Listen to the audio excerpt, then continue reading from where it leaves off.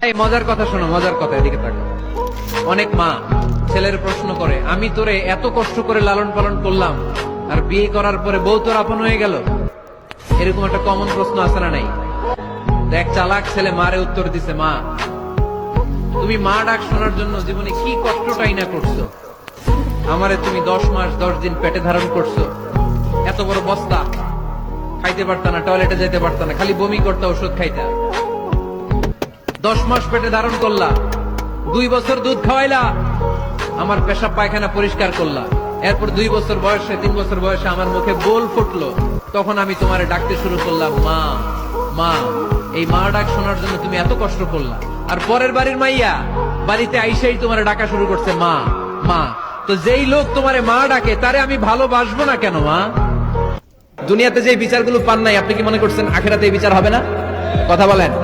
আপনার উপর জুলুম করা হয়েছে, আপনাকে নির্যাতন করা হয়েছে, এগুলোর বিচার করবে কে? আপনার জমি মেরে খেয়ে দিয়েছে, আপনার সম্মান নষ্ট করেছে, বিচার করবে কে? যত অন্যায় বিচার পৃথিবীতে হয়েছে, এগুলোর নতুন করে বিচার হবে।